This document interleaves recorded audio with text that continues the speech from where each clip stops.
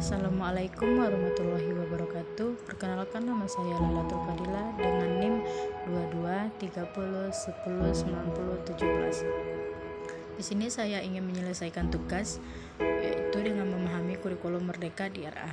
Di kurikulum Merdeka di RA ada 4 pemahaman. Yang pertama, kondisi pendidikan Indonesia. Yang kedua, kebutuhan perkembangan zaman. Yang ketiga, profil belajar Pancasila dan P2RA. Yang keempat, ruh pendidikan di madrasah. Ada kebijakan kurikulum Merdeka, yaitu 1.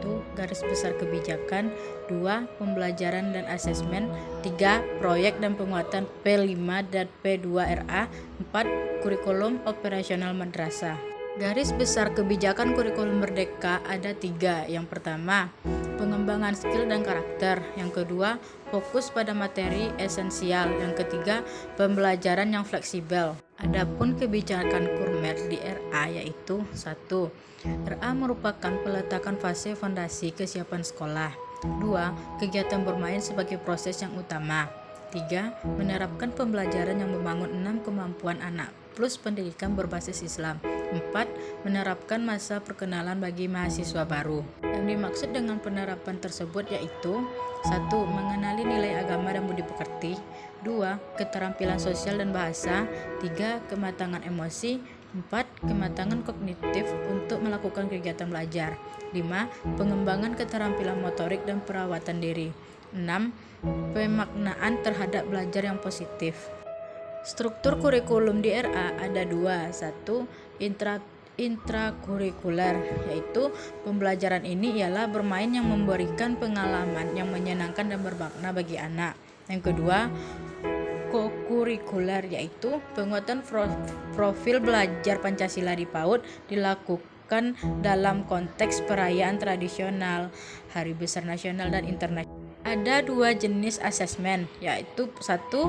Formatif, yang bisa disebut dengan asesmen yang bertujuan untuk memberikan informasi atau umpan balik bagi pendidik untuk memperbaiki proses belajar.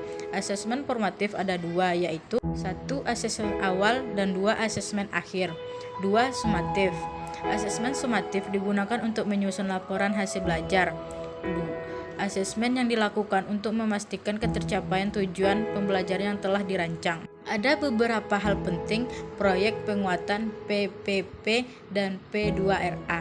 1. Sebuah proses, menghargai kegagalan dan terus melakukan kebaikan. 2. Proyek harus kontekstual, relevan, sesuai dengan sumber daya dan lingkungan setempat. 3. Penguatan profil belajar Pancasila PAUD dilakukan dalam konteks perayaan tradisional, hari nasional dan internasional. 4. Ada tema yang bisa dipilih, yaitu 1. Aku sayang bumi. 2. Aku cinta Indonesia. 3. Bermain dan bekerja sama. 4. Imajinasi. 5. Kegiatan P5 P2RA. Ini juga dilakukan 3 proses, yaitu perencanaan, pelaksanaan, dan evaluasi. Penyusunan komponen kurikulum operasional di satuan pendidikan. 1. Komponen utama yang ditinjau setiap 4-5 tahun, yaitu karakteristik dan satuan pendidikan, visi, misi, dan tujuan. Yang kedua, komponen utama yang ditinjau setiap tahun, yaitu pengorganisasian pembelajaran, rencana pembelajaran, pendampingan, evaluasi, dan pengembangan profesional, lalu laporan.